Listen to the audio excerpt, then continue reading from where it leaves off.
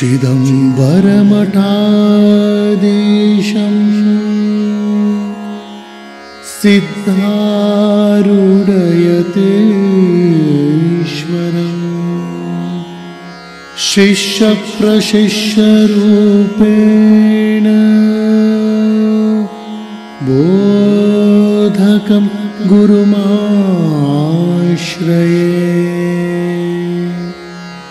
यदङ्घ्रिकमलद्वन्द्वम् तापत्रयनिवारणम्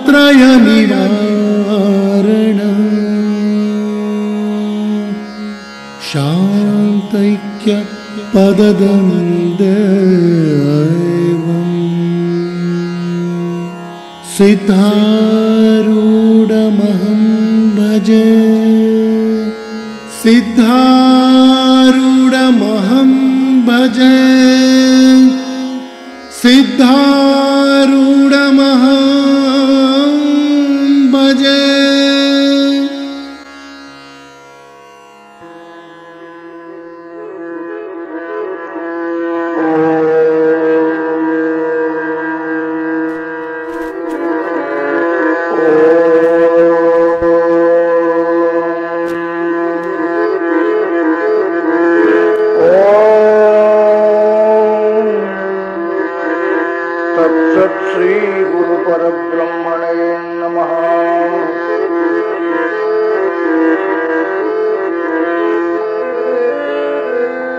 यं शैवासमुपासते शिवैति ब्रह्मेति वेदान्तिनो बौद्धा बुद्ध इति प्रमाणपटव कर्तेति न्यायिका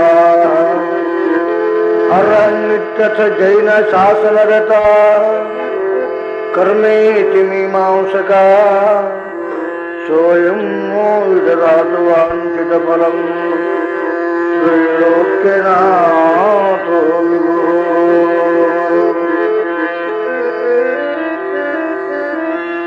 ओंकार पंजरशुकीम् उपनिषदुद्यान केलिकलकण्ठीम् आगम विपिनमयूरी आर्यामन्तर्विभावये गौरी दयमान दीर्घनयनां देशिकरूपेण दर्शिताभ्युदयं वामकुचनिहितवीणां वरदां संगीतमातृकां वन्दे। ॐ पूर्णमदः पूर्णमिदं पूर्णात् पूर्णमुदच्यते पूर्णस्य पूर्णमादाय पूर्णमेवावशिष्यते। ॐ शान्तिः शान्तिः शान्तिः। जय मंगलम जय नमः पार्वतीपतये। सद्गुरुनाथ महाराज की जय। भोला चामुंडेश्वरी माता की जय। सकल साधु संत महाराज की जय। जय मंगलम जय नमः पार्वतीपतये। श्रुति स्मृति पुराणानां आलयं करुणालयं नमामि भगवत्पादं शंकरं लोकशंकरं। जगदादिगुरु ಭಗವತ್ ಪೂಜ್ಯಪಾದ ಭಗವಾನ್ ಶಂಕರರ ಚರಣಾರವಿಂದಗಳನ್ನು ಹೃತ್ಕಮಲದಲ್ಲಿ ಧ್ಯಾನಿಸಿಕೊಂಡು ಶಂಕರರೇ ಆದಿಯಾಗಿ ಅಸ್ಮದಾಚಾರ್ಯ ಪರ್ಯಂತರ ಸಕಲ ಮಹಾತ್ಮರ ಚರಣಾರವಿಂದಗಳನ್ನು ಶಿರದಲ್ಲಿ ಹೊತ್ತು, ಶಿವಸ್ವರೂಪಿಗಳೇ, ಶ್ರಾವಣ ಮಾಸದ ಈ ಪರ್ವಕಾಲದಲ್ಲಿ ನಾವು ಸಿದ್ಧಾರೂಢ ಭಾರತೀ ಚರಿತ್ರ ಕಲ್ಪದ್ರುಮವನ್ನು ಶ್ರವಣ ಮಾಡ್ತಾ ಇದ್ದೇವೆ. ಅದರಲ್ಲಿ ನಿನ್ನಿನ ದಿವಸ ಕೇಳಿವಿ, ಗುರು ಶೋಧನೆಗಾಗಿ ಹೊರಟಿರ್ತಕ್ಕಂಥ ಸಿದ್ದಪ್ಪನವರು ಅನಧಿಕಾರಿಗಳಾಗಿರ್ತಕ್ಕಂಥ ಸೋಮ ಭೀಮರನ್ನ ತಿರುಗಿ ಮನೆಗೆ ಕಳಿಸಿದ್ದಾರೆ. ಒಬ್ಬನೇ ಆಗಿದ್ದಾನೆ. ಒಬ್ಬನೇ ಆದಾಗ ಎಷ್ಟು ಆರಾಮಪ್ಪ ಅಂದ್ರೆ ಮದವೇರಿದ ಆನೆಯಂತೆ ವನಾಂತರಗಳಲ್ಲಿ ತಾನೇ ಸಂಚರಿಸುತ್ತಿದ್ದಾನೆ. ಇನ್ನೊಬ್ಬರು ಸಾವರಿ ಇಲ್ಲ ನೋಡ್ರಿ. ಒಬ್ಬರೇ ಇದ್ರಾಗುವ ಆನಂದ ಭಾಳ ಮಂದಿಗೆ ಒಬ್ಬರೇ ಇದ್ರೆ ಬೋರ್ ಅನ್ನಿಸ್ತದೆ, ಬ್ಯಾಸರ ಅನ್ನಿಸ್ತದೆ. ತತ್ವಜ್ಞಾನಿಗಳಿಗೆ ಮಾತ್ರ ಶೀತ ಜ್ವರಗೆರ ಬಂದ್ರಂತೂ ಭಾಳ ಚಲೋ. ಜನರು ಸನಿಯಕ್ಕೆ ಬರೋದಿಲ್ಲ, ಬಾಕಿ ಉದ್ಯೋಗನೂ ಇರೋದಿಲ್ಲ, ಸುಮ್ಮನೆ ಆಧ್ಯಾತ್ಮ ಚಿಂತನೆ ಮಾಡ್ತಾ ಇದ್ಬಿಡು. ಹಂಗೆ ಸಿದ್ದಪ್ಪನವ್ರಿಗೆ ಏನಾಗ್ಬಿಡ್ತು ಅಂದರೆ, ಏಕಾಂಗಿಯಾಗಿರ್ತಕ್ಕಂಥ ತಾವು ಸಂಚಾರ ಮಾಡ್ತಾ ಮಾಡ್ತಾ ಮಾಡ್ತಾ ಹೈದರಾಬಾದಕ್ಕೆ ಹೋದರು. ಹೈದರಾಬಾದಿಂದ ಮುಂದೆ ಗೋಳುಕೊಂಡಕ್ಕೆ ಬಂದ. ಗೋಳುಕೊಂಡಕ್ಕೆ ಆ ಗೋಳುಕೊಂಡದಲ್ಲಿ ಏನಾಗಿತ್ತು, ಅಲ್ಲೊಂದು ತಿರುಮಲಾಂಕ ದೇವಸ್ಥಾನ ಅಂತ ಒಂದು ದೇವಸ್ಥಾನ. ಆ ದೇವಸ್ಥಾನದಲ್ಲಿ ಪಕ್ಕಕ್ಕೆ ಒಂದು ಹಳೆಯ ಕಾಲದ ಯಾವುದೋ ಒಂದು ಗವಿ. ಅಲ್ಲಿ ಯಾರೂ ಮನುಷ್ಯರು ಹೋಗ್ತಿರ್ಲಿಲ್ಲ. ಕನಕಪುಡಿಗಳ ವಾಸ ಮಾಡ್ತಕ್ಕಂಥ ಒಂದು ಜಾಗ. ಆ ಜಾಗದೊಳಗೆ ಸಿದ್ಧಾರೂಢರು ಕೆಲವು ದಿವಸ ಕುಂತು ಅನುಷ್ಠಾನ ಮಾಡಿದರು. ಇವು ಇಲ್ಲಿ ಈ ಪುರಾಣದಾಗ ಬರುವ ಮಾತು ಅಪ್ಪವ್ರ ಬಾಯಿಗಿಂದ ಬಂದದ. ಮತ್ತು ನಿಮ್ಗೆ ಹೇಳ್ತೀನಿ, ಹುಟ್ಟಿಸಿ ಬರ್ದದ್ದು ಯಾವ ಇಲ್ಲದ್ರೊಳಗೆ. ಅಪ್ಪವ್ರಿದ್ದಾಗ ಅಪ್ಪವ್ರ ಮಾತು ಕೇಳಿ ಅಪ್ಪವ್ರ ಮುಂದೆ ಕುಂಡ್ರಿಸಿಕೊಂಡು ಬರೆದಿರ್ತಕ್ಕಂಥ ಪುರಾಣ ಭಾರತೀ ಚರಿತ್ರ ಕಲ್ಪದ್ರುಮ. ಆಯಿತು, ಅಲ್ಲಿ ಕೆಲವು ದಿವಸ ಧ್ಯಾನ ಯೋಗವನ್ನು ಮಾಡ್ತಿರ್ಲಿಕ್ಕಾಗಿ ಅವರಿಗೆ ದಿವ್ಯ ದೃಷ್ಟಿ ಪ್ರಾಪ್ತ ಆಯ್ತು. ಇವೆಲ್ಲ ಏನು, ಬಹುಜನ್ಮಗಳಲ್ಲಿ ಸಾಧಿಸಿ ಸಾಧಿಸಿ ಸಾಧಿಸಿ ಸಾಧಕಾವಸ್ಥೆಯನ್ನು ಮೀರಿ ಒಮ್ಮೆ ಸಿದ್ಧನಾಗಿ ಹುಟ್ಟಿರ್ತಕ್ಕಂಥ ಪುಣ್ಯಾತ್ಮರಿಗೆ ನೆನಪು ಮಾಡಿಕೊಳ್ಳೋದು ಅಷ್ಟೇ ಕೆಲಸ. ಎಲ್ಲ ತಯಾರಿರ್ತಾವೆ. ಸ್ಮೃತಿ ಮಾಡಿಕೊಂಡ್ರೆ ಪುನಃ ಅವು ಆವೃತ್ತಿ ಆಗ್ತಾ ಇರ್ತಾವೆ, ಅವು ಮತ್ತೆ ಪುನಃ ಪ್ರಕಟ ಆಗ್ತಾ ಇರ್ತಾವೆ. ಅದರಂತೆ ಅಪ್ಪ ಅವರಿಗೆ ಸಿದ್ಧಾರೂಢರಿಗೆ ದಿವ್ಯ ದೃಷ್ಟಿ ಪ್ರಾಪ್ತವಾಯಿತು. ಅದು ಎಂಥ ದೃಷ್ಟಿ ಅಂದರೆ, ಎದಕ್ಕೆ ಉಪಯೋಗ ಮಾಡಿಕೊಂಡ್ರ ದಿವ್ಯ ದೃಷ್ಟಿನ? ನಿಮ್ಮ ಹೊಲದಾಗ ಭೂಮಿಯಾಗ ದುಡ್ಡು ಐತಿ, ಅಥವಾ ನಿಮ್ಮ ಮನ್ಯಾಗ ಮೂಲ್ಯಾಗ ಗಡಿಗಾಗಿ ಮೆಣಸಿಕಾಯಿ ಇಟ್ಟಿರಿ, ಕಸಬರಿಗಿಂತ ಕಡಿಮೆ ಮಾಡೋಗಿಟ್ಟಾರ. ಇದನ್ನೆದಕ್ಕೆ ಉಪಯೋಗ ಮಾಡಿದ್ರೆ ಅಪ್ಪ ಅವರು ಅಂದ್ರೆ, ಗುರು ಎಲ್ಲಿದಾನ ಅಂತ ನೋಡ್ಬೇಕು ಅಂತ. ಯೋಗ್ಯ ಬ್ರಹ್ಮಜ್ಞಾನಿ ಗುರು, ಬ್ರಹ್ಮವೇತ್ತ ಗುರು ಎಲ್ಲಿರಬಹುದು ಅಂತ ನೋಡ್ತಿರ್ಲಿಕ್ಕಾಗಿ ದಕ್ಷಿಣ ದಿಕ್ಕಿಗೆ ಹೋಗುವಂತ ಆದೇಶವಾಯಿತು. ಅವಾಗಂತಾರೆ, ಅಂದು ತಾನದರಿಂದ ನೋಡುತ್ತ ಮುಂದೆ ದಕ್ಷಿಣ ಕೈ ತರಲು ಗುರು ತಂದೆ ದೊರೆಯುವನೆಂದು ಭಾವಿಸಿ ಹೊರಡುತ್ತಲ್ಲಿಂದ ಒಂದು ಶ್ರೀಲಕ್ಕೆಯಲ್ಲಿಯ ಚಂದವಾರವಿ ಪೀಠ ಸುಮಠದ ಕುಂದು ಕೊಂಡದ ಸ್ವಾಮಿಯಂ ಕಾಣಲ್ಕೆಯಾದವರು ಕಾಣಲ್ಕೆಯಾದವರು. ಅಲ್ಲಿಂದ ಸಿದ್ದಪ್ಪನವರು ಗೋಳಕೊಂಡವನ್ನು ಬಿಟ್ಟು ಶ್ರೀಶೈಲ ಕಡೆಗೆ ಮಾರ್ಗವಾಗಿ ಪ್ರಯಾಣ ಮಾಡಿದರು. ಅಲ್ಲಿ ಹೋಗೋದ್ರಾಗ ಏನಾಯಿತು ಅಂದರೆ, ಶ್ರೀಶೈಲದಲ್ಲಿ ಇರುವ ಸೂರ್ಯ ಸಿಂಹಾಸನ ಪಂಚಾಚಾರ್ಯರ ಜಗದ್ಗುರುಗಳಲ್ಲಿ ಒಂದು ಜಗ ಅದು. ಆ ಸೂರ್ಯ ಸಿಂಹಾಸನವನ್ನು ಅವಲೋಕಿಸಿ ನಮಸ್ಕಾರ ಮಾಡಿ ಅಲ್ಲಿರುವ ಮಹಾತ್ಮರನ್ನು, ಪೂಜ್ಯ ಸ್ವಾಮಿಗಳನ್ನು ದರ್ಶನ ಮಾಡಿಕೊಂಡ್ರು. ದರ್ಶನ ಮಾಡಿಕೊಂಡ ಕೂಡಲೇ ಅವರು ಬಹಳ ಪ್ರೀತಿಯಿಂದ ಈ ಹುಡುಗನ ನೋಡಿ ಪ್ರಶ್ನೆ ಮಾಡ್ತಾರೆ, ಕಂದನೇ ನೀನಾರು? ಬಾಲ್ಯದೊಳಿಂದು ಜವದಿಂಪು ಒಪ್ಪುದೆಲ್ಲಿಗೆ? ಸಣ್ಣ ಹುಡುಗ ನೀನು, ಯಾವ ರೂಪ? ಯಾವ ಊರ ಕಡೆಗೆ ಹೊರಟಿದಿ ಅಂತ ಕೇಳಿದ ಕೂಡಲೇ ಯಪ್ಪ ನಾವ್ರಿ ಬಿದಿರಿ ಕೋಟೆ ಒಳಗೆ ಗುರುಶಾಂತಪ್ಪನ ಮಗ ರೀ, ನಂಗೆ ಸಿದ್ಧ ಸಿದ್ಧ ಅಂತ ಕರೀತಾರೆ. ನಾ ಹೊರಟದ್ದು ಗುರುವಿನನ್ನು ಶೋಧ ಮಾಡ್ಲಿಕ್ಕೆ ಹೊರಟೀನಿ. ಹಿಂಗೆ ಯಾರು ಹೇಳ್ತಾರೆ? ಗುರುವಿನನ್ನು ಶೋಧ ಮಾಡ್ಲಿಕ್ಕೆ ಹೊರಟೀನಿ, ಅದಕ್ಕೆ ಪರಮ ಸಾಧನ ಯಾವುದಾದ್ರೂ ಇದ್ರೆ ಅದನ್ನು ಹೇಳು ಅಂದು ಕೂಡಲೇ ಅವಾಗಂತಾರೆ, ಅಲ್ಲೋ ಗುರುಗಳನ್ನು ಹುಡುಕುವುದು ಯಾಕಪ್ಪ? ಗುರುಗಳನ್ನ ಹುಡುಕುದಕ್ಕೆ ಮೊದಲು ಲಕ್ಷಣಗಳೇನಿರ್ಬೇಕು ಅಂತ ಕೇಳ್ತಾರೆ. ಪ್ರತಿಯೊಂದಕ್ಕೂ ಲಕ್ಷಣವರಿ. ಅದಕ್ಕೆ ಹೇಳೋದು ವೇದಾಂತ ಅಂದ್ಕೂಡಲೇ ಸಿಕ್ಕಾಬಟ್ಟೆ ಅದನ್ನ ಅರ್ಥ ಮಾಡಬೇಡ್ರಿ. ಇದಕ್ಕೆ ಬಹಳ ಚೌಕಟ್ಟವ. ಇದಕ್ಕೆ ಏನ್ರಿ, ಇದಕ್ಕೆ ಇರಬೇಕಾದ ಕಟ್ಟುಪಾಡುಗಳು ಬಹಳವ. ತಯಾರಿ ಹಂಗೆ ಬಂದ್ರೆ ಹಂಗಾಗ್ತದೆ ಹೊರತಾಗಿ ಸುಮ್ಮನೆ ಆದ್ರೆ ಬರೀ ಮಾತಾಗಿ ಹೋಗ್ತಾವ ಹೊರತಾಗಿ ಅನುಭವ ಆಗುವುದಿಲ್ಲ. ಅದಕ್ಕಿರಬೇಕಾಗಿರ್ತಕ್ಕಂಥ ಸಾಧನಗಳು ಯಾವುವು ಹೇಳು ಅಂತ ಪೂಜ್ಯ ಸ್ವಾಮಿಗಳು ಸಿದ್ದಪ್ಪನವ್ರನ್ನ ಪ್ರಶ್ನೆ ಮಾಡಿದ ಕೂಡಲೇ ಅಪ್ಪ ಅವ್ರಂತಾರೆ, ನೋಡ್ರಿಪ್ಪ ಕೇಳ್ತೀನಿ ಅಂದ್ರೆ ಹೇಳ್ತೀನಿ, ಕೇಳ್ತೀನಿ ಅಂದ್ರೆ ಹೇಳ್ತೀನಿ. ಮೊದಲು ಏನ್ ಬೇಕು ಅಂದ್ರೆ ಭವ ದುಃಖದ ಎಂಬುದು ಗ್ಯಾರಂಟಿ ಆಗಬೇಕು. ಎಷ್ಟು ಸರಳ ಮಾತು ನೋಡ್ರಿ. ಇದು ದುಃಖದ ಅಂತ ಗೊತ್ತಾದಾಗ ಸುಖ ಪಡಿಲಿಕ್ಕೆ ಇಚ್ಛಾ ಆಗ್ತದೆ. ಇದಕ್ಕೆ ಸುಖೇಚ್ಛಾ ಅಂತ ಕರೀತಾ ಇದ್ದಾರೆ, ಅಥವಾ ಮೋಕ್ಷೇಚ್ಛಾ ಅಂತನೂ ಕರೀತಾ ಇದ್ದಾರೆ. ಇದು ದುಃಖದ ಎಂಬುದು ಯಾರಿಗೆ ಗ್ಯಾರಂಟಿ ಇಲ್ಲ ಅವ್ರಿಗೇನು ಮಾಡ್ಲಿಕ್ಕೆ ಬರುದಿಲ್ಲ. ಹರುಷವಿಂ ಮೊದಲು ಭವವಿದು ದುಃಖವೆಂದರಿತು. ಇದು ದುಃಖ ಆದ ಎಂಬುದು ಗ್ಯಾರಂಟಿ ಆಗ್ಬೇಕಲ್ಲ. ಸಂಸಾರದಾಗ ಏನೇನು ಇಲ್ಲ, ಅದ್ರಾಗ ಏನೇನು ಇಲ್ಲ, ಅದ್ರಾಗ ಏನೇನು ಇಲ್ಲ ಅಂದ್ರೆ ಆಗುದಿಲ್ರಿ. ಅದು ನಮ್ಮನ್ನೇ ಅನ್ಕೊಂತ ಹೋಗು ಚಟ ಆಗ್ತದೆ. ತಿಳಿತೆ? ಅದು ಗ್ಯಾರಂಟಿ ಬೇಡ ಆಗ್ಬೇಕು. ದುಃಖ ಪಕ್ಕ ಯಾವಾಗ ಬೇಡ ಆಗ್ಯದ ಅವಂಗ ಸುಖ ಬೇಕೆಂಬ ಇಚ್ಛಾ ಆಗ್ತದೆ ಹೊರತಾಗಿ ಇದು ದುಃಖ ಅಂತ ಪೂರ್ಣ ಅರ್ಥ ಆಗುವವರೆಗೂ ಕೂಡ ಸುಖೇಚ್ಛಾ ಅಂತ ಅನಿಸಿಕೊಳ್ಳುವುದಿಲ್ಲ. ಈ ಸುಖವನ್ನು ಇಚ್ಛಾ ಮಾಡತಕ್ಕಂಥ ಸ್ಥಿತಿಗೆ ಏನು ಕರೆದ್ರು ಇಲ್ಲಿ ಮೋಕ್ಷಾಪೇಕ್ಷ ಅಥವಾ ಸುಖದ ಇಚ್ಛಾ ಅಂತ ಕರೆದ್ರು. ಇದು ಗುರುವಿನನ್ನು ಹುಡುಕುವವನಿಗೆ ಮೊದಲಿರಬೇಕಾದ ಲಕ್ಷಣ ನೋಡ್ರಿಪ್ಪ ಅಂತ ಹೇಳ್ತಾರೆ. ಮತ್ತಂತಾರೆ, ಅರಿಯತಾಹಂಕಾರದರ್ಥನೇ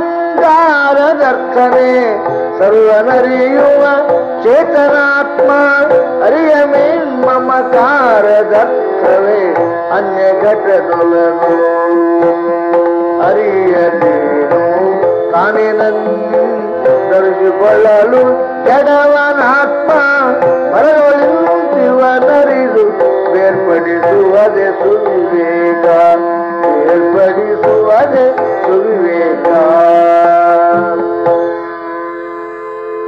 ಪ್ರತಿಯೊಬ್ಬನಲ್ಲಿ ಇರಬೇಕಾದದ್ದು ಎರಡು, ಒಂದು ಅಹಂಕಾರ, ಒಂದು ಮಮಕಾರ. ಅಹಂಕಾರ ಅಂದ್ರೆ ನಾನು, ಮಮಕಾರ ಅಂದ್ರೆ ನಂದು, ನಾನು ನನ್ನದು. ಇವೆರಡರ ಮೇಲೆ ಜಗತ್ತು ಹೊರಟದ ಹೊರತಾಗಿ ಇವೆರಡರ ಕೊಂಡು ತಪ್ಪಿದ್ರೆ ಸಂಸಾರ ಇಲ್ಲ ಈ ಜಗತ್ತಿನೊಳಗೆ. ಚೈತನ್ಯ ಏನು ನನ್ನಿಗೆ ದೇಹ ನಾನು ಅಂದಾನ, ಇದು ಅಹಂಕಾರ. ದೇಹ ನನ್ನದು ಅನ್ನುವುದು ಮಮಕಾರ. ಮಮಕಾರಕ್ಕೂ ಅಹಂಕಾರಕ್ಕೂ ಏನು ಫರಕ ಅಂತ ಕೇಳಿದ್ರೆ ಅಹಂಕಾರ ತಾದಾತ್ಮ್ಯದ, ಮಮಕಾರ ಇಲ್ಲಿ ವಿಂಗಡಿಸಲಿಕ್ಕೆ ಬರ್ತದೆ. ಹ್ಯಾಂಗ ಅಹಂ ಘಟ ಮಮ ಘಟ ಎರಡು ಶಬ್ದ. ಕಿಮಿದಂ ಇದು ಏನು ಅಂತ ಕೇಳಿದ್ರೆ ನಾನು ಕೊಡವಿದ್ದೇನೆ,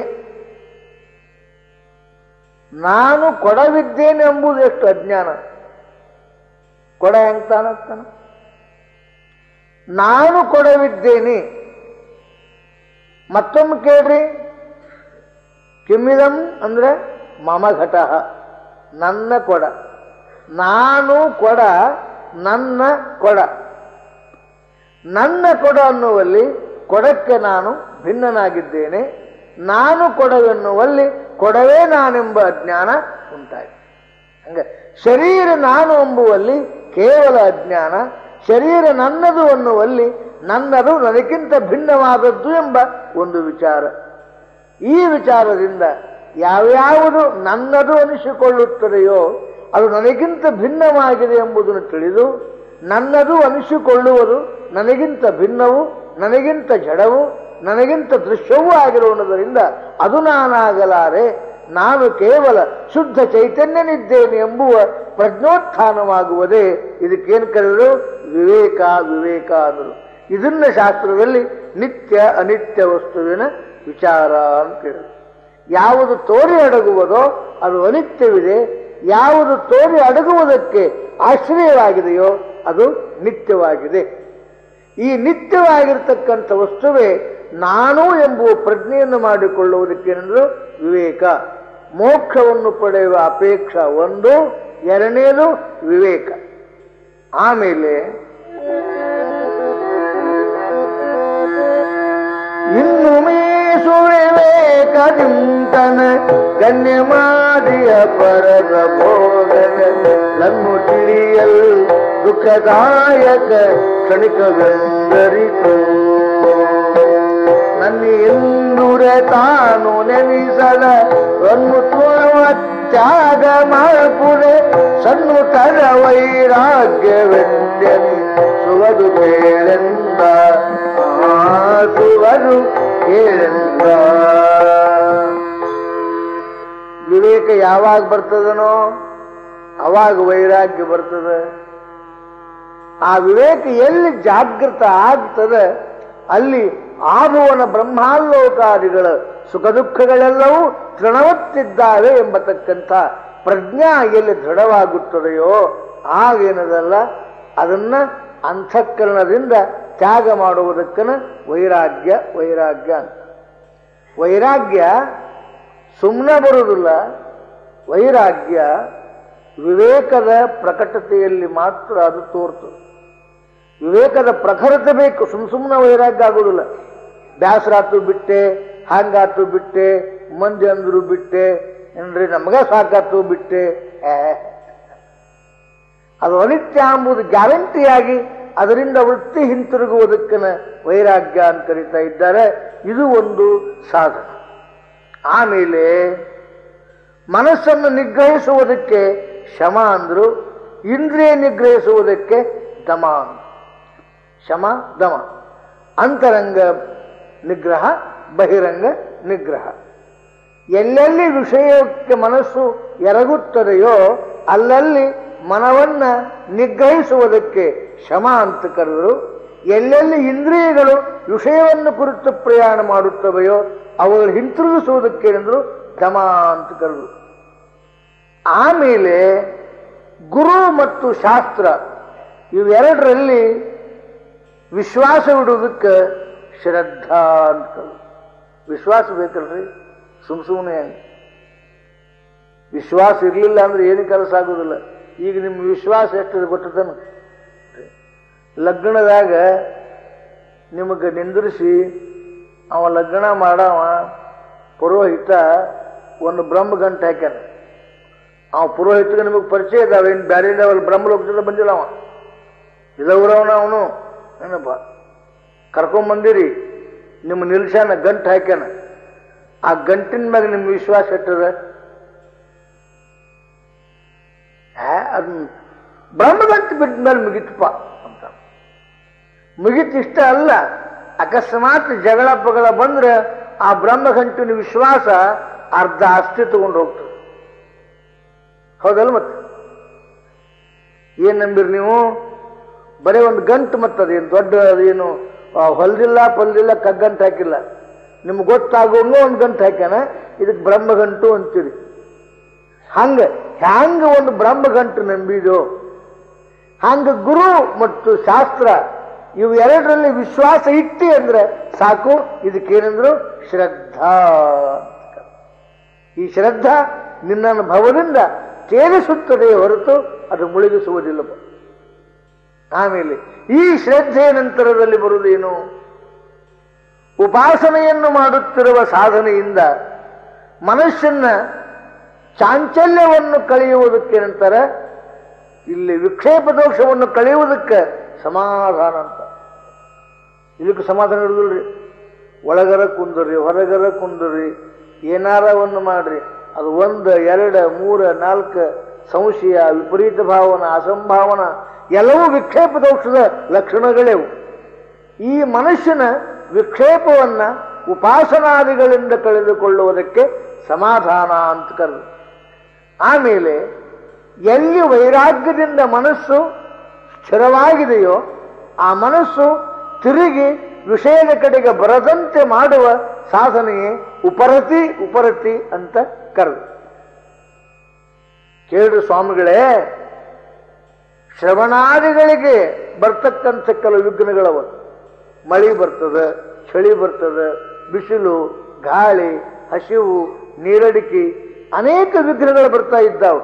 ಇವನ್ನೆಲ್ಲ ತಡ್ಕೊಂಡು ಶ್ರವಣ ಮಾಡುವುದಕ್ಕೇನೆಂದ್ರು ತಿತೀಕ್ಷಾ ಅಂತ ಕರೆದು. ಬರ್ತಿದ್ದೇನ್ರಿ ಶಾಸ್ತ್ರಕ್ಕೆ ಬರ್ಬೇಕಂತ ಹೊರಟೆ, ಚಂಡ ಹೆಚ್ಚು ಬಿಟ್ಟೆ ಅಂತಾನ. ಅಥವಾ ಹಸಿವಾಯ್ತು, ಊಟ ಮಾಡಿಬಿಟ್ರಾತ್ ಬಿಡು ಅಂತೇಳಿ ಊಟ ಮಾಡಕ್ ಕುಂತೆ ಬಿಟ್ಟೆ ಅಂತಾನ. ಕಾರಣ ಏನು? ತಿತೀಕ್ಷ ಇಲ್ಲ. ಶೀತೋಷ್ಣ ಸುಖ ದುಃಖಾದಿಗಳನ್ನ ತಡೆದುಕೊಳ್ಳುವ ಈ ಶಕ್ತಿಗೆ ಏನಂದ್ರು ತಿತೀಕ್ಷಾ ಅಂತ ಕರೆದು. ಇವಕ್ಕ ಷಟ್ ಸಂಪತ್ತು ಅಂತ ಕರೀತಾ ಇದ್ದಾರೆ. ಇವಿಷ್ಟು ಕೂಡಿ ಒಂದ ಸಾಧನ. ವಿವೇಕ, ವೈರಾಗ್ಯ, ಸಮಾಧಿ, ಷಟ್ ಸಂಪತ್ತಿ, ಮುಮುಕ್ಷತ್ವ, ಇವು 4 ಸಾಧನಗಳು. ಇವು ಅಷ್ಟು ಕೂಡಿ 4ರೊಳಗೆ ಬರ್ತಾ ಇದ್ದಾವ. ಸ್ವಾಮಿಗಳ ಗುರುವೇನನ್ನು ಹುಡುಕಬೇಕಂದ್ರೆ ಇವು 4 ಅವಗಿರ್ಬೇಕು ಅಂತ. ಮತ್ತೆ ಇವನ್ ಗುರು ನೋಡುದು ಇವು 4 ನೋಡ್ತಾನ. ಈ ಸಂಪತ್ತು ಏನದ, ಐಶ್ವರ್ಯ ಏನದ, ಹೆಂಗ ಸಾಮಾನ್ಯ ಸ್ವಾಮಿಗಳು ರೊಕ್ಕದ ಶಿಷ್ಯರನ್ನ ಹೆಂಗ್ ಹುಡುಕ್ತಾರ?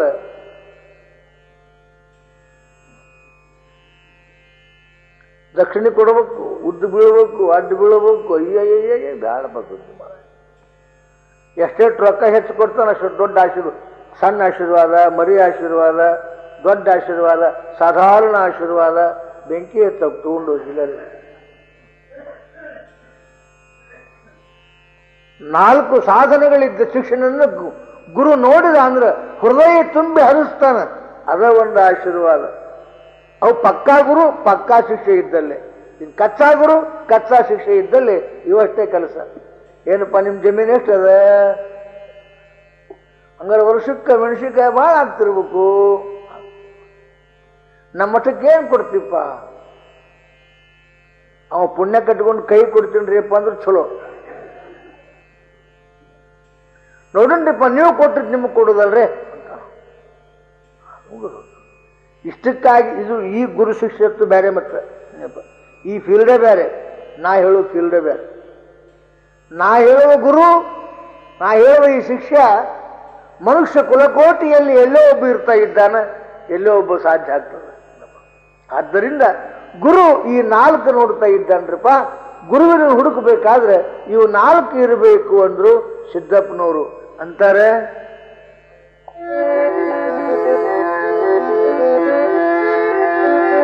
ವರವಿವೇಕಾದಿಗಳು 4, ಪರಮ ಶ್ರವಣಾದಿಗಳು 3, ಸರಸತತ್ವಂ ಪದದ ಶೋಧನೆ ಎಂಬುದೊಂದಿಂತು ಅರಿಯಲು ಸಾವಿವೆಂಟು ಇರುತ್ತ ಜ್ಞಾನಕ್ಕೆ ಮುಖ್ಯವಾದಂತರದ ಸಾಧನವಿಪ್ಪವೈದು ವೇದದನು ಮತವು ವೇದದನು ಮತವು. ಗುರುಗಳೇ, ವಿವೇಕಾದಿ ಸಾಧನೆಗಳು 4, ಶ್ರವಣ, ಮನನ, ನಿಧಿಧ್ಯಾಸನ 3, ತತ್ವಂಪದ ಶೋಧನ 1. ಇವು ಕೂಡಿ 8 ಆದವು. ಇವಕ್ಕೆ ಅಂತರಂಗದ ಸಾಧನೆಗಳು ಅಂತ ಕರೀತಾ ಇದ್ದಾರೆ. ಮೋಕ್ಷಕ್ಕೆ ಬೇಕಾಗುವ ಅಷ್ಟ ಸಾಧನೆಗಳು ಯಾವಂದ್ರೆ ಇವು: ವಿವೇಕ, ವೈರಾಗ್ಯ, ಶಮ, ಸಮಾಧಿ ಷಟ್ಸಂಪತ್ತಿ, ಮುಮುಕ್ಷತ್ವ 4, ಶ್ರವಣ, ಮನನ, ನಿಧಿಧ್ಯಾಸ 3, 7, ತತ್ವಂಪದ ಶೋಧನ 8. ಇವು 8 ಅಷ್ಟ ಸಾಧನೆಗಳು ಅನಿಸಿಕೊಳ್ತಾ ಇದ್ದಾವ. ಇವು ಮೋಕ್ಷವನ್ನು ಪಡೆಯುವವನಿಗೆ ಅವಶ್ಯ ಬೇಕಾಗಿರುವ ಅಂತರಂಗದ ಸಾಧನೆಗಳು. ಮತ್ತೆ ಸಂಪತ್ತು ಐತಿ ನೋಡ್ರಿ, ಸಾಮಾನ್ಯ ಸಂಪತ್ತು ಎಷ್ಟು ಸಂಪತ್ತಿದ್ರೆ ಸಮಾಧಾನ ಇದ್ದಿತ್ತು ಲೆಕ್ಕ ಹಾಕಿರಿ ನೋಡು ನಾವು. ಸಮಾಧಾನ ಇಲ್ಲ, ಅದು ಇದ್ರೂ ಸಮಾಧಾನ ಇಲ್ಲ, ಇರದಿದ್ರೂ ಸಮಾಧಾನ ಇಲ್ಲ.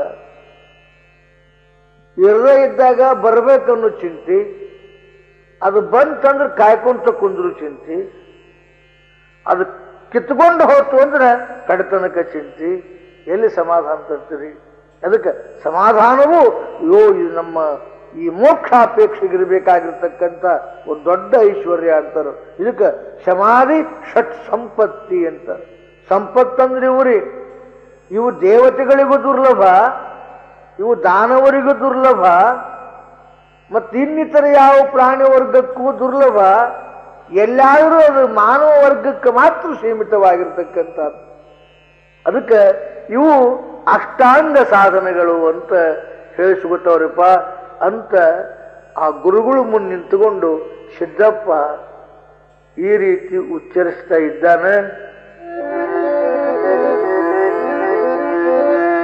ಇನ್ನು ನಿಷ್ಕಾಮಗಳು ಮಾಡುವ ಸನ್ನುತರ ಯಜ್ಞಾದಿ ಕರ್ಮಗಳನ್ನು ಪರಬರು ಚಿತ್ತ ಶುದ್ಧಿ ದ್ವಾರ ಜ್ಞಾನಕ್ಕೆ ನಂದಿಯುವೆಂಬರು ಮುನ್ನವಕಂ ಚಿತ್ತ ಶುದ್ಧಿಯ ಉನ್ನತರ ಫಲ ಮಾಗಲವು ಬಗೆ ರಂಗವೆನಿಸುವವು. ಇನ್ನು ಕೆಲವರು ಯಜ್ಞಯಾಗಾದಿ ಕರ್ಮಗಳನ್ನ, ಅಗ್ನಿಷ್ಟೋಮಾದಿ ಕರ್ಮಗಳನ್ನ ನಿಷ್ಕಾಮವಾಗಿ ಆಚರಿಸಿದರೆ ಚಿತ್ತಶುದ್ಧಿ ದ್ವಾರ ಮೋಕ್ಷಕ್ಕೆ ಸಾಧನವಾಗುತ್ತವೆ ಎಂಬುದಾಗಿ ನಿಷ್ಕಾಮ ಕರ್ಮ ಪ್ರಸಂಗದಲ್ಲಿ ಇವನು ಹೇಳ್ತಾ ಇದ್ದ. ಸುಳ್ಳೇನಲ್ಲ ಅಂತಾರೆ ಸಿದ್ದಪ್ಪನವರು. ಸುಳ್ಳೆಲ್ಲ, ಅದಕ್ಕೆ ಚಿತ್ತಶುದ್ಧಿಯಾಗುವುದು ಒಂದೇ ಫಲ ಇರುವುದರಿಂದ ಅದಕ್ಕೆ ಬಹಿರಂಗ ಸಾಧನ ಮಾಡಬೇಕು. ವರವಿವೇಕಾದಿಗಳು ಅಂತರಂಗ ಸಾಧನಾಷ್ಟಕಗಳಾದರೆ ನಿಷ್ಕಾಮ ಕರ್ಮಾದಿಗಳು ಚಿತ್ತಶುದ್ಧಿಯನ್ನು ಒಂದೇ ಮಾಡುತ್ತಿರುವುದರಿಂದ ಇವಕ್ಕೇನು ಕರೆದರು ಬಹಿರಂಗ ಸಾಧನ ಅಂತ ಕರೀತಾ ಇದ್ದಾರೆ. ತತ್ವಂ ಪದದ ಶೋಧನಕ್ಕೆ ಒಳಿತನಿಸುವ ಒಳ ಸಾಧನಾಷ್ಟಕ ಬಲದಿ ಜ್ಞಾನವೇ ಫಲವೆನಿಸುವುದು ಸತ್ಯಮಿದು ದೇವ. ನಾ ಮೊದಲು ಹೇಳಿರ್ತಕ್ಕಂಥ ಅಂತರಂಗದ ಸಾಧನೆಗಳೇನುಂಟೋ ಅವಕ್ಕೇನಾದರೂ ಫಲ ಇದ್ರೆ ಜ್ಞಾನವೇ ಫಲವಾಗುತ್ತದೆ. ಕರ್ಮಗಳನ್ನ ನೀವು ಎಂಥದ್ದೇ ಆಚರಿಸಿದ್ರು ಕೂಡ ಚಿತ್ತಶುದ್ಧಿಯೇ ಫಲವಾಗುತ್ತದೆ.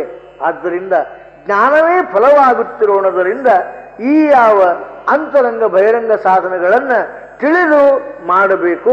ಇವು ಎರಡೂ ಸಾಧಕನಿಗೆ ಯೋಗ್ಯವಾಗಿರ್ತಕ್ಕಂಥವುಗಳು ಅಂತ ಹೇಳಿದ ಕೂಡಲೇ ಸ್ವಾಮಿಗಳಂದ್ರು, ನಾವು ಇಂತಿಂಥ ದೊಡ್ಡವರಾಗಿವಿ, ಕಂಡಾಪಟ್ಟಿ ಪುಸ್ತಕ ಓದ್ಕೋಬೇಕು ನಾವು. ಈ ಹುಡುಗ ಸಣ್ಣ ಬಾಲಕ, ಇವನು ಬಾಯಿಯೊಳಗೆ ಎಂಥೆಂಥ ಮಾತು ಬರ್ತಾವಲ್ಲಪ್ಪ ಅಂತಾರೆ ಸ್ವಾಮಿಗಳು. ಇದನ್ನು ಕೇಳುತ್ತ ಸ್ವಾಮಿ ಮನದೊಳು ಮುಲವಗೊಂಡು ತೊಲೆಯುತ್ತೀತನು ಮೊದಲು ಬಹು ಜನ್ಮಗಳು ತಪವಂಗೈಯುತ್ತದರಲ್ಲಿ ಒದಗಿದ ತಪೋ ಭ್ರಷ್ಟನೋಮಿ ಮೊದಲದಿಂದ ವಿಭವ ಭಯವನುರೆ ಸರೆದೈದಿಯ ಶಂಕರನೆಯವುದೆಂದು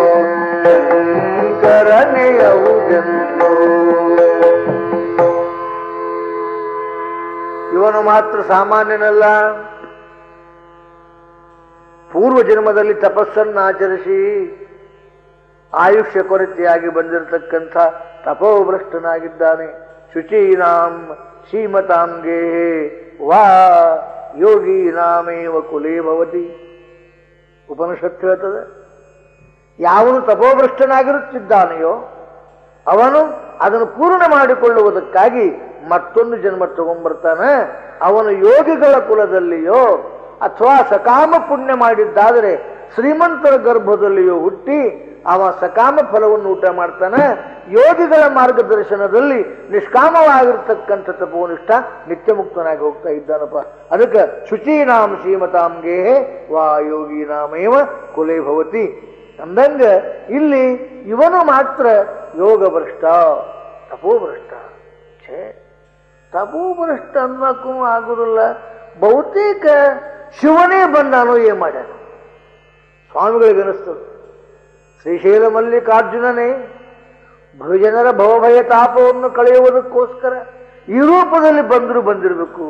ಛೇ, ಹಂಗೆ ವಿಚಾರ ಮಾಡಿದ್ದಾದ್ರೆ ಶಂಕರನೋ ತಪೋಭ್ರಷ್ಟನೋ ಅಂತಂದು ಶಂಕರನೇ ಹೌದು ಅಂತ ಆ ಸೂರ್ಯ ಶಿವಮಾಸದ ಸ್ವಾಮಿಗಳು ಸಿದ್ದಪ್ಪನನ್ನ ಸಾಕ್ಷಾತ್ ಶಂಕರ ಎಂಬುದಾಗಿ ಕರೆದು, ಅಪ್ಪ ಊಟ ಮಾಡು ಅಂತ ಹೇಳಿ ಒಳಗೆ ಕರ್ಕೊಂಡು ಹೋಗಿ ತೃಪ್ತಿ ಮಾಡಿ ಊಟ ಗಿಟ್ಟ ಮಾಡಿಸಿ ಆತನ ಕೂಡಿಸಿಕೊಂಡು, ಅಪ್ಪ ನಿನಗೆ ಯೋಗ್ಯ ಗುರು ಲಘು ಸಿಗಲಿ, ನಾನಗುರು ಉಪದೇಶ ತಗೋ ಅನ್ಲಿಲ್ಲ. ಅದು ಸಿಕ್ಕವ್ರ ಲಕ್ಷಣ ಅಲ್ಲ. ಅದಕ್ಕಂತಾರೆ, ಅಪ್ಪ ನಿನಗೆ ಯೋಗ್ಯ ಗುರು ಸಿಗಲಿ, ದೊರೆತು ನಿನ್ನಮ್ಮ ಜ್ಞಾನ ಬೋಧಿಸುತ್ತ ಇಳೆಯೊಳಗೆ ಸರ್ವಜ್ಞ ಜನಿಸಲಿ ಹಾಡು ಹರಿಸ್ತಾರೆ. ನಿನ್ನಂಥ ಪುಣ್ಯಾತ್ಮನಿಗೆ ಯೋಗ್ಯವಾದ ಗುರು ಸಿಗಲಿ, ಲಘು ನಿನಗೆ ಗುರು ಉಪದೇಶವಾಗಲಿ, ಸರ್ವಜ್ಞನಾಗಿ ಇಳೆ ಜನರ ಭವಬಾಧೆಯನ್ನ ಕಳೆಯುವ ಯೋಗ್ಯ ಗುರುವಾಗಿ ಮರೆಯಪ್ಪ ನೀನು ಅಂಥೇಳಿ ಆ ಸ್ವಾಮಿಗಳು ಆತನನ್ನ ಹಾಡಿ ಹರಿಸಿ ಮುಂದೆ ಕಳಿಸುತ್ತಿದ್ದಾರೆ. ಸಿದ್ದಪ್ಪನಿಗೆ ಆನಂದ. ಮತ್ತಿಲ್ಲಾಂದ್ರೆ ದೊಡ್ಡ ಗದ್ದಲ್ರಿ, ಇಲ್ಲಾಂದ್ರೆ ಸುಮ್ಮನೆ ಉಪದೇಶ ತಗೊಂಡೇನು ನೀನು? ಇಲ್ರಿ, ತಗೋಬಾ ಮತ್ತೆ ನಾವೆದಕ್ಕೆ ಅದೀವಿ? ಅದಕ್ಕೆ ಅದೀವಿ ಅಪ್ಪ ಮಾರಾಯ. ತಗೋ, ಏನೇನು ತರ್ಬೇಕ್ರಿ? ಒಂದು ತೆಂಗಿನಕಾಯಿ ರೂಪಾಯಿ ಹಾಕೊಂಡೆ ತುಂಬ ಛೇ ಛೇ ಛೇ, ಸಿಟ್ಟು ಕೇಳಬೇಡ್ರಿ. ಇದು ಯೋಗ್ಯ ಗುರು ಯೋಗ್ಯ ಶಿಷ್ಯ, ಏನ ಮಾಡಿದ್ರು ಯೋಗ್ಯ ಆಗಲಿ, ಏನ ಮಾಡಿದ್ರು ಯೋಗ್ಯ ಆಗಲಿ. ಯೋಗ್ಯ ಶಿಷ್ಯತ್ವ ಯೋಗ್ಯ ಗುರುತ್ವ ಇರಲಿಲ್ಲ ಅಂದ್ರೆ ಬಹುಬಾಧೆಯನ್ನು ದಾಟಲಿಕ್ಕೆ ಆಗುವುದಿಲ್ಲ. ಅದಕ್ಕೆ ಆ ಮಹಾತ್ಮರು ಸಿದ್ದಪ್ಪನನ್ನು ಹಾಡಿ ಹರಿಸಿ, ಅಪ್ಪ ಹೋಗು, ನಿನಗೆ ಯೋಗ್ಯ ಗುರು ಸಿಗ್ತಾ ಇದ್ದಾನೆ, ಸರ್ವಜ್ಞನಾಗ್ತಾ ಇದ್ದಿದ್ದಿ, ಭವದಲ್ಲಿ ಬಿದ್ದು ಬಳಲ್ತಕ್ಕಂಥ ಭುವಿಯ ಜನರ ಬಾಧೆಯನ್ನು ಕಳೆದು ಅವರನ್ನು ರಕ್ಷಣೆ ಮಾಡುವಂತ ಕಳಿಸಿದ್ರು. ಅಲ್ಲಿಂದ ಸಿದ್ದಪ್ಪನವರು ಸಂಚಾರ ಮತ್ತೆ ಶುರು ಮಾಡಿದ್ರು. ಎಲ್ಲಿಗೆ ಬಂದರು ನೋಡಿ.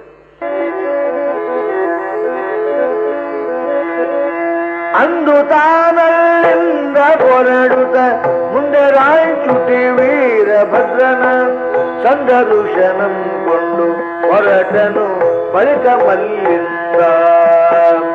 ಮುಂದಿರುವ ನವನಂದಿ ಮೊದಲ ಚಂದ ಚಂದರ ಕ್ಷೇತ್ರ ಚರಿಸುತ್ತ ಬಂದ ಸಮಯದೊಳಗಿ ಸುಖ ದುಃಖಗಳ ಸಹಿಸಿ ದುಃಖಗಳ ಸಹಿಸಿ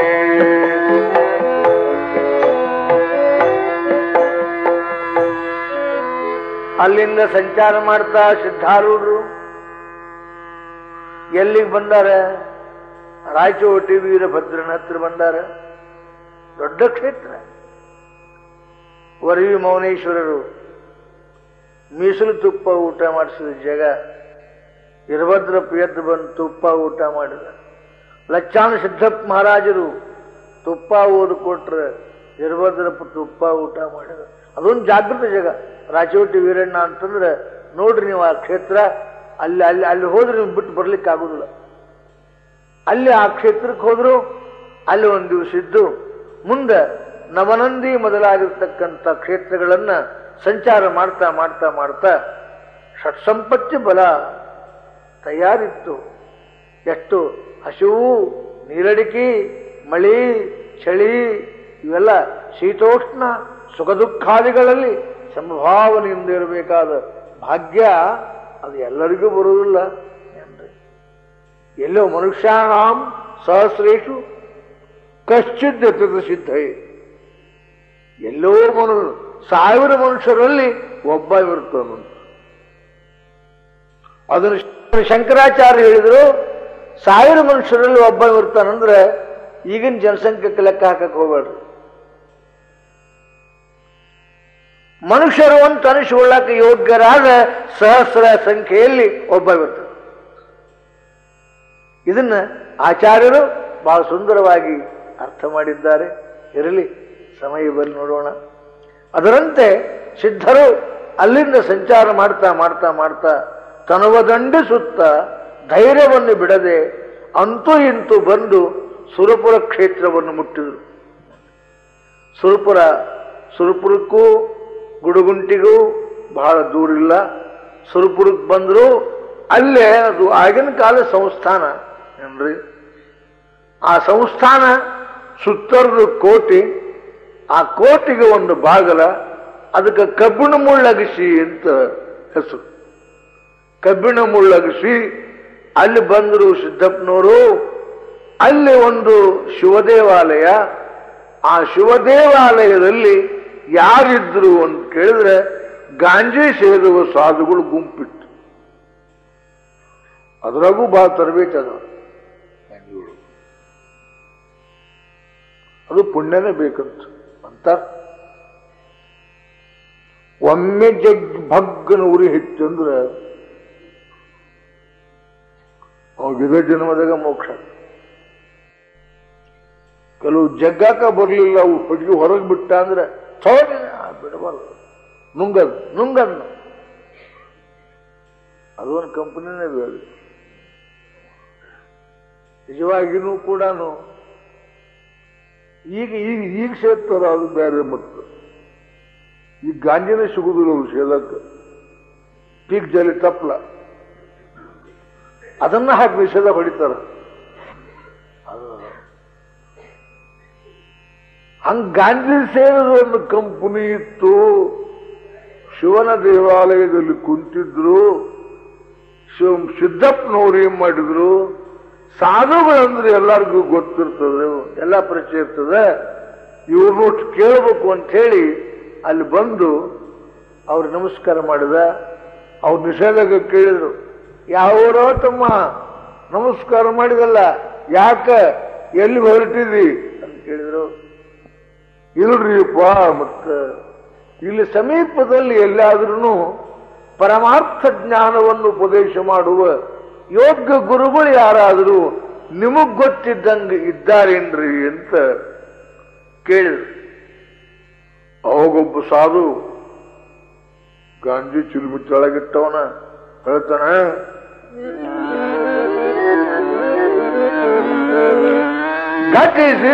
ಘಟಿಸಿದವರೊಳಗೋರ್ವ ಸಾಧು ಪಟುಕ ಮಂದಿ ಗುಡಿ ಗುಂಟಿ ಪುರದೊಳು ಇಡುವುದಾಗಿರುವ ಮರಗುಂಡವ ಮಲ್ಲಿಕಾರ್ಜುನನ ಮರಗುಂಡದ ಮಲ್ಲಿಕಾರ್ಜುನನ ದೇವಾಲಯದ ಕಟ್ಟಿ ಮಠದ ಪಟ್ಟದ ಸ್ವಾಮಿಯ ನಿಸಿಹ ಚಟುಲ ಶ್ರೀ ಗಜರಂಗ ಸ್ವಾಮಿಯ ಇಹರು ನೋಡೆಂದ, ಇಹರು ನೋಡೆಂದ. ಮತ್ತವ್ರು ಗಾಂಧಿ ಸೇದವರು ಶಾಣ್ಯರು ಇರ್ತಾರೆ, ಪುಕ್ರು ಇರ್ತಾರೆ. ಈ ಬೈರಕೊಪ್ಪದಾಗ ಜಾತ್ರೆ ಆಕೈತಿ, ನಮ್ಮದು ದೌಂಡ್ ಹುಣ್ಣಿಗೆ ತೇರಾಕತಿ. ನಮ್ಮಪ್ಪ ಅವ್ರು ಕೂಡ ಸರ್ಕಿಟ್ನಾಗ ನಾ ಯಾವಾಗಲೂ ಇರಾವ. ಅದೇನಾಯ್ತು, ಸಭಾ ಭರ್ತಿ ಇತ್ತು. ನಮ್ಮ ನಂದೀಶ್ವರ ಸ್ವಾಮಿಗಳು ಕೀರ್ತನ ಮಾಡ್ತಿತ್ತು. ನಂದೀಶ್ವರ ಸ್ವಾಮಿಗಳು ಕೀರ್ತನ ಅಂದ್ರೆ ಅದೇನು ವಿಚಿತ್ರ, ಅದು ಜನ ಸ್ತಬ್ಧ ಕುಂತು ಬಿಟ್ಟಿತ್ತು. ಒಂದು 4 ಮಂದಿ ಬಂದರು, ಅವ್ರು ಗಾಂಜಿ ಸೇದಾರ. ಅವ್ರೇನ್ ಮಾಡಿದ್ರು, ಹಿಂಗೆ ಬಗ್ಕೊಂಡ ಬಂದ್ರಿ. ಹಿಂಗೆ ಬಗ್ಕೊಂಡು ಬಂದು ಮಂಡ್ಯ ಗಪ್ಪನ ಕುಂತು ಬಿಟ್ರು. ನಂಗೆ ಸಂಶಯ ಬಂತು, ಕಾಡ್ರಿ ಯಾರ ಬಂದು ನಾನು ಕುಂತ್ರಿ ಮಾಡೋದು ಅಂತ ಹೇಳಿ ನಮ್ಮ ಪಾಟೀಲ್ ಶಿವನಗೌಡ್ರನ್ನ ಕರೆದೆ, ಮಾದೇಗೌಡ್ರ ಅಣ್ಣನ. ಅದೇ ಗೌಡಪ್ಪ ಬಾಯಿಲೆ ಅಂತಂದೆ. ಯಾಕ್ರಿ ಅಂತಂದ. ಅಲ್ಲೊಂದು 4 ಮಂದಿ ಯಾರೋ ಬಂದು ಕುಂತ ನೋಡು, ಎದಕ್ಕೆ ಬಂದಾರ ನೋಡು ಅಂದೆ. ಹೌದು, ಯಾವ್ರವ್ರು ನೀವು? ಯಾಕ್ರಿ? ನಾವು ಗಮನಗಟ್ಟೇವ್ರು. ಹಿಂಗ್ಯಾಕೆ ಬಂದಿರ್ಲಿ? ನಿಮಗೇನು ಆಕಾಶ ಪಟ್ ಪಟ್ ತಲೆ ಬಡಿತೈತಿ. ಗಾಂಜಿ ಸೇದ್ ಬಿಟ್ರ ಅವರು, ಆಕಾಶ ತಲೆ ಬಡಿತೈತಂತ. ನಮ್ಮ ಊರಾಗಿಂದ ಬಗ್ಕೊಂಡು ಬಂದಿವಳ ನಾವು. ಬರೀ ಇಲ್ಲೇ ಬಂದು ಬಗ್ಗಿಲ್ಲ, ಗಾಮನಗಟ್ಟಿಯಿಂದ ಬೈರಕೊಪ್ಪ ತನಕ ಬಗ್ಕೊಂಡು ಬಂದ ನೋಡ್ರಿ.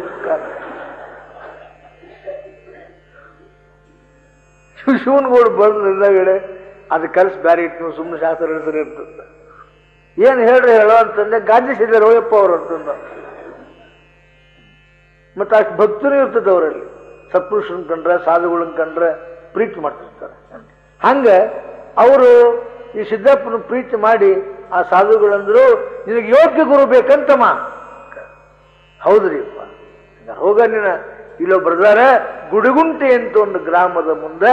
ಆ ಗುಡುಗುಂಟೆ ಒಳಗೆ ಅಮರಗುಂಡ ಮಲ್ಲಿಕಾರ್ಜುನ ದೇವಾಲಯದ ಅಲ್ಲಿ ಆ ದೇವಾಲಯದ ಕಟ್ಟೆ ಮಠದ ಪಟ್ಟ ಸ್ವಾಮಿಗಳದಾರೊಬ್ರು, ಅವರ ಹೆಸರು ಗಜದಂಡ ಸ್ವಾಮಿಗಳು ಎಂಬುದಾಗಿ.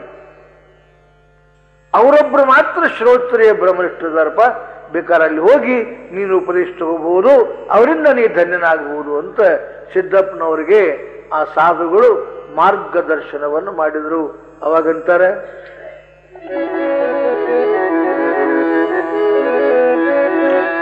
ಸಿದ್ಧನಲ್ಲಿ ಬರಟು ಕಾಡಂ ಬಿದ್ದು ನಡೆಯುತ್ತ 3 ದಿನವೂ ನಿದ್ದೆಯನ್ನಗಳಿಲ್ಲದೆ ಗುಡಗುಂಟೆಯರ ಸುತ್ತ ಶುದ್ಧ ಮನಂ ಹೋಗಲಿ ಕಲ್ಲಿದ್ದ ಪುರ ಕಾಣಲ್ಕೆಯಲ್ಲಿಗೆ ಮುದ್ದು ಮುಖದಿಂ ಬಂದು ಮುಟ್ಟಿದ ಗುರುವ ನೆನೆಯುತ್ತ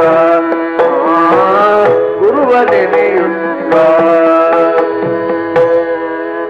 ಅದಾನಂತೂ ಒಂದರ ಸುದ್ದಿ ಬಂತು. ಯಾವಾಗ ಕಂಡೇನೋ, ಯಾವಾಗ ಚರಣದಲ್ಲಿ ಬಿದ್ದು ಉರುಳಾಡೇನೋ, ಯಾವಾಗ ಆ ಮಹಾತ್ಮನಲ್ಲಿ ನನ್ನನ್ನು ಅರ್ಪಿಸಿಕೊಂಡೇನೋ, ಯಾವಾಗ ಧನ್ಯನಾದೇನೋ. ಗುಂಗ್ರಿ ಗುರುವಿನ ಗುಂಗ್ ಹಿಡಿಯುವುದು ಸಣ್ಣ ಕೆಲಸಲ್ಲದು. ಹಾಂಗೊಮ್ಮೆ ಗುಂಗ್ ಹಿಡಿತು ಧನ್ಯನಾಗ್ಬಿಡ್ತಾ ಇದ್ದ. ನಾವು ವಿಷಯದ ಗುಂಗ್ ಹೆಂಗ್ ಹಿಡಿದ ನೋಡಿದನ.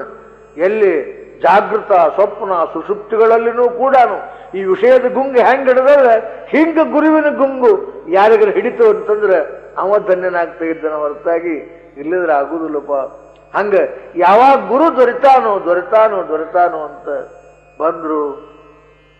ಬಂದು ಮುಟ್ಟಿದ ಗುರುವ ನೆನೆಯುತ್ತ ಆ ಊರೊಳಗೆ ಬಂದು ಕಿಶೆದಾಗ ಊರಾಗಿಂದ ಏನು ಒಂದು 10 ಪೈಸಾ 10 ದುಡ್ಡು ಏನು ಹಾಕೊಂಡು ಬಂದಿದ್ದ. ಆ ದುಡ್ಡು ತಗೊಂಡು ಹಣ್ಣು ಹೂವು ಕಾಯಿ ತಗೊಂಡು ಅಮರೇಶ್ವರನ ಅಮರಲಿಂಗ ದರ್ಶನ ಮಾಡಿಕೊಂಡು ಮಠಕ್ಕೆ ಬಂದು ಬೆಳೆದ ರಾಕ ಚಂದ್ರನಾಗಸದೊಳಗೆ ಪೂರ್ಣ ಹುಣ್ಣಿಮೆ ದಿವಸ ಬೆಳಗುತ್ತಿರುವ ಚಂದ್ರನು ನಕ್ಷತ್ರಗಳ ಮಧ್ಯ ಪರಿಪೂರ್ಣ ಪ್ರಕಾಶಮಾನನಾಗಿ ಶೋಭಿಸುವಂತೆ ಶಿಕ್ಷಗಣಗಳೆಂಬ ನಕ್ಷತ್ರ ಮಧ್ಯದಲ್ಲಿ ರಾಕಾಚಂದ್ರನಂತೆ ಶೋಭಾಯಮಾನವಾಗಿ ಕೂತಿರತಕ್ಕಂಥ ಸದ್ಗುರುನಾಥನನ್ನ ಕಂಡ್ರು. ಸಿದ್ದಪ್ಪನವರು ಏನಾಗಿರ್ಬೇಕು ಅವಾಗ, ಏನಾಗಿರ್ಬೇಕು ಅವಾಗ? ದೊಡ್ಡ ಆನಂದ. ಅದಕ್ಕಂತಾರೆ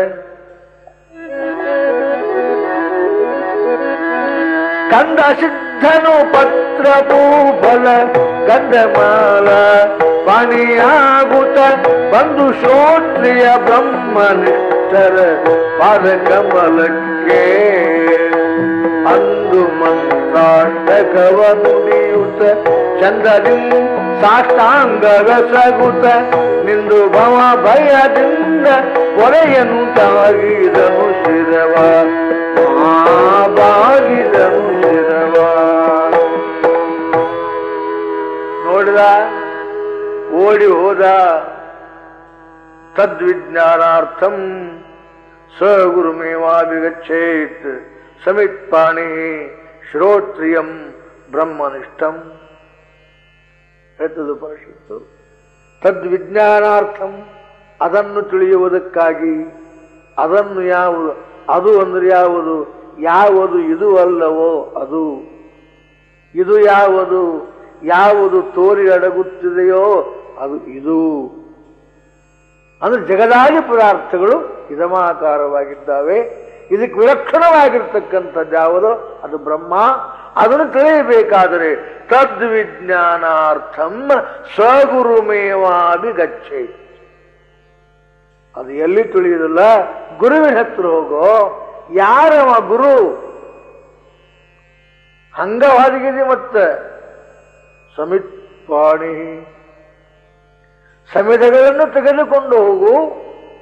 ಅವ ಹೆಂಗಿರಬೇಕು ಅಂದ್ರೆ ಶ್ರೋತ್ರಿಯಂ ಬ್ರಹ್ಮನಿಷ್ಠಂ. ಸಕಲ ವೇದ ವೇದಾಂತಗಳ ಮರ್ಮವನ್ನು ತಿಳಿದಿರಬೇಕು, ಅನ್ವಯ ವ್ಯತಿರೇಕಗಳನ್ನ ಮಾಡ್ತಿರಬೇಕು, ಸಾಧಕ ಬಾಧಕಗಳನ್ನು ತಿಳಿದಿರಬೇಕು, ಯೋಗ್ಯವಾದದ್ದನ್ನು ಉಪದೇಶ ಮಾಡಿ ಭಕ್ತೋದ್ಧಾರ ಮಾಡ್ತಿರಬೇಕು.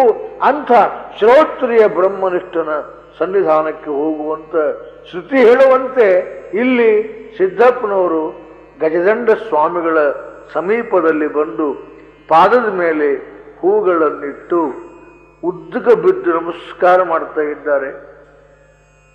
ಕಂದ, ನೀನಾಲೊಣಗ ಎಲ್ಲಿಂಬಂದಿ, ಬರಲಿಕ್ಕೇನು ಕಾರಣ? ಪ್ರಶ್ನೆ ಮಾಡುವುದು. ಯಾರು ನೀನು? ಎಲ್ಲಿಂದ ಬಂದಿ? ಯಾರ ಮಗ? ಏನು ಕಾರಣ?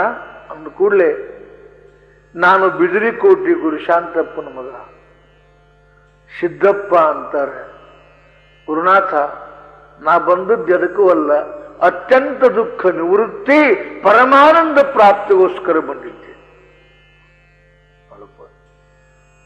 ಹಿಂಗ್ಯಾರಂತಾರೆ, ಬಾರಪ್ಪ ಯಾಕೆ ಬಂದಿದ್ದಿ? ನಮ್ಮ ಕುಟುಂಬದ ಮನೆಯಾಗ ಆರಾಮಿದ್ದಿಲ್ರೇ.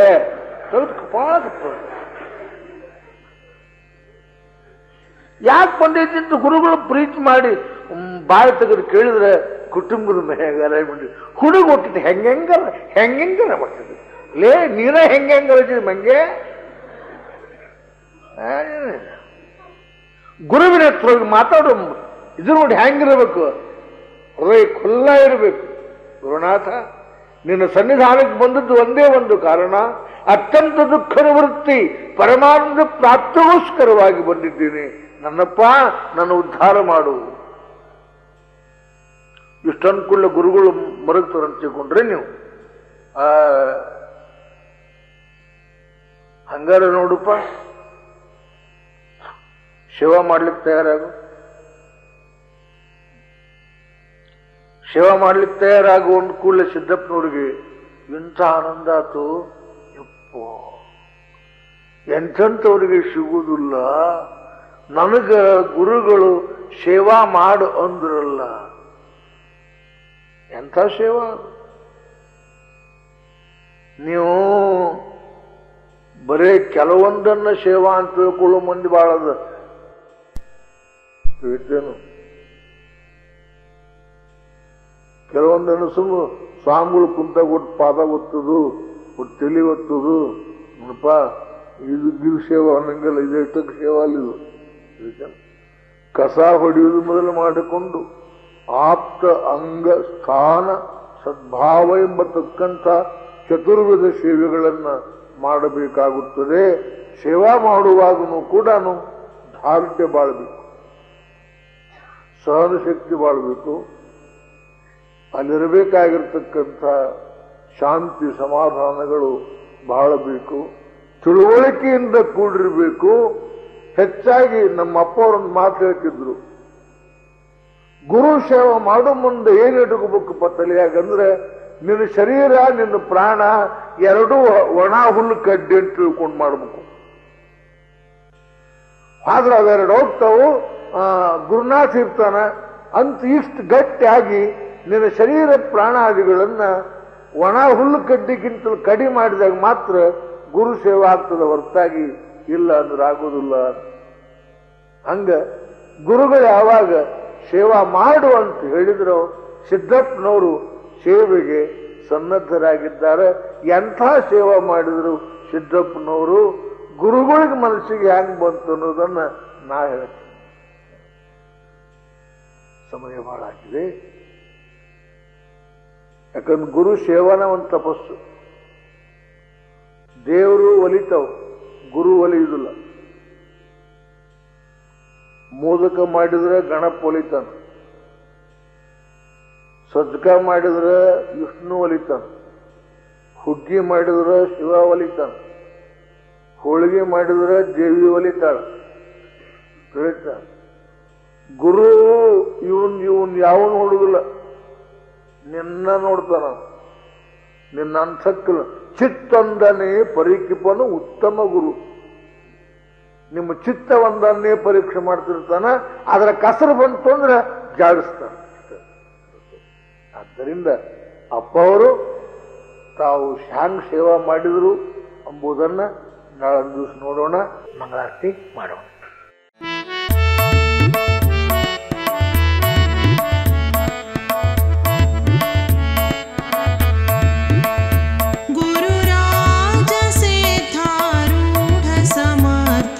ಬೆಳಗುವೆ ನಾರತಿಯ ಗುರುವರ ಬೆಳಗುವೆ ನಾರತಿಯ ಗುರುರಾಜ ಸಿದ್ಧಾರೂಢ ಸಮರ್ಥ ಬೆಳಗುವೆ ನಾರತಿಯ ಗುರುವರ ಬೆಳಗುವೆ ನಾರತಿಯ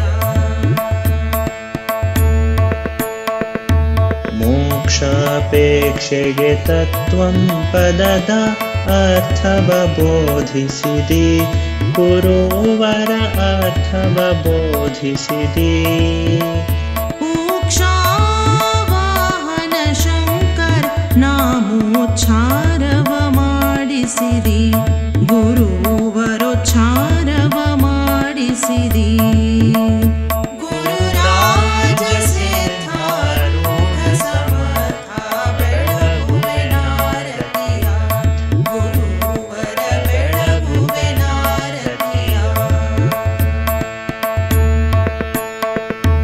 ಶ್ಯಾಮಧಾಮ ಶ್ರೀರಾಮ ಭಿನ್ನ ಶಂಕರ ನೀನಿರುವೆ ಗುರುವರ ಶಂಕರ ನೀನಿರುವೆ ಕಾಮ ಕ್ರೋಧವ ನಾಶಿಸಿ ಜಗದೊಳು ಶಾಂತಿಯ ಬೀರಿದಿ ಗುರುವರ ಶಾಂತಿಯ ಬೀರಿದಿ ಗುರುರಾಜ ಸಿದ್ಧಾರೂಢ ಸಮರ್ಥ ಬೆಳಗುವೆ ನಾರತಿಯ ಗುರುವರ ಬೆಳಗುವೆ ನಾರತಿಯ